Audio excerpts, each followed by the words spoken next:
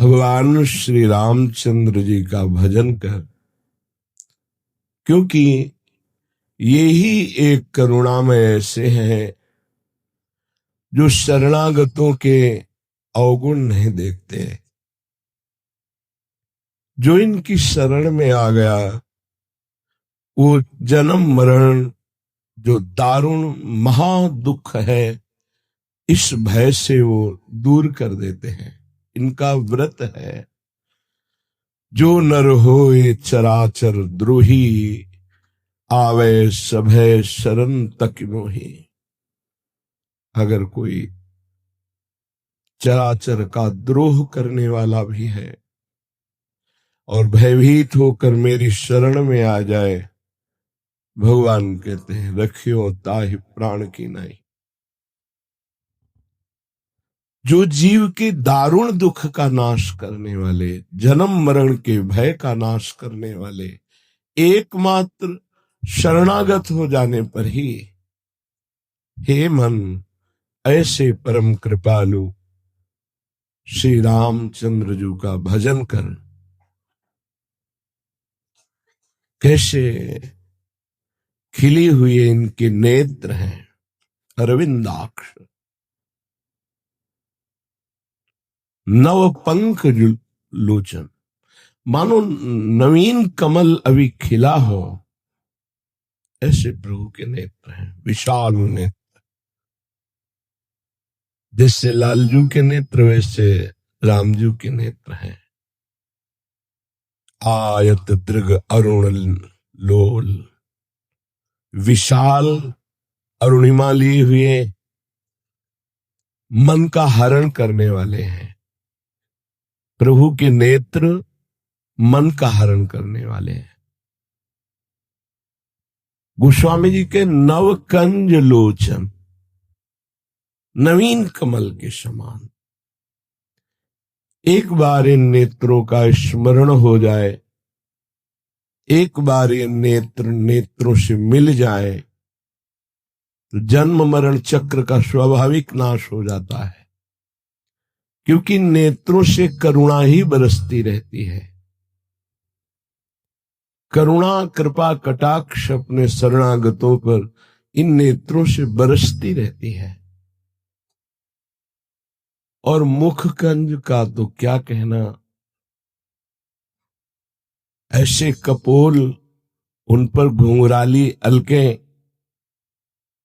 कुंडलों की कांति कपोल पर पड़ रही है। समीप पे ही विशाल नेत्र, नील कमल की सी कांति कपोलों पे झलक रही है। एक बार जो रूप देखे फिर उससे और कुछ देखने की इच्छा ही नहीं होती। ये ऐसे रूपवान है। हमारे लालजू के नेत्र चपल हैं, चंचल हैं। वही जब राम रूप में तो बहुत ही गंभीर और लज्जायुक्त नेत्र रहते हैं। सहसा किसी की तरफ चितवन नहीं करते, सलज्ज और गंभीर मुद्रा में रहते हैं। ऐसे नवविकसित कमल के समान नेत्र वाले बहुत ही सुंदर श्रीमुख कमल जिनका, और दोनों कर कमल जिनके अभय दान देने के लिए है, और युगल चरणारविंद चरण कमल ये भक्तों के निवास स्थान है। ये इतने गुप्त हैं कि महादेव जी अपने हृदय में सदैव रखते हैं। नेत्र कमल 2, मुख कमल 1, और कर कमल 2, और चरण कमल। भक्तों का मन रूपी भ्रमर इन्हीं कमलों पर वास करता है। कभी नेत्र कमल, कभी मुख कमल, कभी कर कमल, कभी चरण कमल, इन्हीं कमलों पर विहार करता है भक्तों का मन रूपी भ्रमर। ऐसे अद्भुत सौंदर्य छटा को बिखेरने वाले मंगल भवन अमंगलहारी, द्रवहुषु दशरथ अजिर बिहारी। महाराज चक्रवर्ती सम्राट दशरथ जी के महल में ये जब बाल रूप से विचरते हैं, मणियों से जटित खम्भ में ये जो अपना प्रतिबिंब देखते हैं, तो नाचत निज प्रतिबिंब निहारी। अपने प्रतिबिंब को देखकर मोहित हो जाते, इतने सुंदर हैं, और नाचने लगते हैं कि हमें इतना सुंदर दोस्त मिल गया। बातें करते हैं, ऐसे करते हैं, तो प्रतिबिंब में ऐसे होता है, नाच रहे हैं। सर्वज्ञ प्रभु बाल लीला दशरथ जी के महल में जब कर रहे हैं, ये देख देख कर कौशल्या मैया और चक्रवर्ती सम्राट परम सौभाग्यशाली महाराज दशरथ जी छुप करके आनंदित होकर देखते हैं कि प्रगट में आए तो कहीं लीला रुक न जाए। प्रभु बाल लीला करते हुए सुख प्रदान करते हैं। सौंदर्य के समुद्र हैं, अगणित कामदेव, 1-2 करोड़, 2 करोड़ नहीं, अगणित कामदेव मूर्छित हो जाए, ऐसी श्री राम जी की श्री अंगों की सुंदरता है। नवीन सजल मेघ के समान नील वर्ण कांति, ऐसी नीलिमा जो चित्त को चुरा ले। त्रिभुवन में वो नीलिमा नहीं है।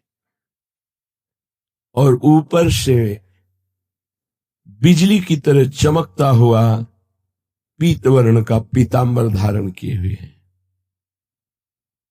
बिल्कुल ऐसे ही जैसे लाल जो, वही सौंदर्य, वही पीतांबर, वही श्रीअंग शोभा। बस अंतर इतना है कि इन श्याम सुंदर के प्रेम समुद्र में बड़ी बड़ी तरंगे आ रही, चंचलता है, और ये गंभीर शांत प्रेम समुद्र है श्री राम जी। मानो बोलना ही नहीं जानते हैं, बहुत गंभीर मुद्रा में हर समय रहते हैं, बहुत गंभीर मुद्रा। और ये मानो गंभीरता का स्वरूप है, पर ऊपर से तरंगायमान समुद्र है, और वो शांत गंभीर। बस अंतर इतना है, वो अगर खड़े भी होंगे तो सिंहवत गंभीर मुद्रा, अगर ये भी खड़े होंगे तो रसिक ललित त्रिभंगी। इनकी चितवन, इनका खड़े होना, इनका मुस्कुराना मुनियों के मन का अपहरण करने वाला है, प्रेमियों के चित्त को आह्लाद से बसीभूत करने वाला है। महाराज नवीन मेघ की जैसी कांति, ऊपर से करोड़ों बिजलियों की कांति का अपहरण करने वाला पीतांबर धारण किए हुए हैं। ऐसा लग रहा है नवीन मेघ में बिजली चमक रही हो। ऐसा ही तो आप रोज सुनते हैं इनकी शोभा, वही है। ये ऐसे सौंदर्य रूप में श्री जानकी जी को चित्त को चुराते हुए, सियाजू के चित्त को चुराते हुए, उनके परम प्रीतम श्री राम जी को मैं नमस्कार करता हूं। गोस्वामी जी कह रहे हैं, मन ये बड़े दीन बंधु है, सच्ची बहुत करुणा में है प्रभु, अपने बहुत करुणा में है। इनकी करुणा को जो जान गया, इसी बात को भगवान शंकर कह रहे हैं, उमा राम स्वभाव जही जाना, ताई भजन तज भावनाना। बहुत करुणा में है, बहुत प्यार करने वाले हैं। अब ये स्वभाव कोई जान जाए तो इनके भजन के बिना रह नहीं सकता। जो जान गए वे इनकी ठसक में भर करके संपूर्ण प्राणों को, जीवन को न्यौछावर कर दिया, और धन्य है उनका जीवन। जिन्होंने न्यौछावर कर दिया। न्यौछावर कौन करता है? अहंकारी नहीं, दैन्य। यहां कह रहे हैं कि जो दीन बंधु दिनेश, जो दैन्य हो गया, उनके सुहृद हो गए, बंधु हो गए, मित्र हो गए, साथ खेलते हैं। प्रभु को दैन्यता बहुत प्रिय है। जे दीन प्यारे वेद पुकारे, द्रवहु सुश्री भगवाना। ये दैन्यता तभी आती है जब चारों तरफ से हार जाता है, अभिमान नष्ट हो जाता है, तब वास्तविक शरणागति होती है। अत्यंत दैन्य तो अत्यंत प्रभु का लाडला हो, हर समय प्रभु खेलते हैं। देखो, कभी ऐसा मत समझो कि भक्तों को कलयुग है, भगवान कहाँ मिलते हैं, अरे वो ध्यान में कभी ऐसे, ऐसा कुछ नहीं।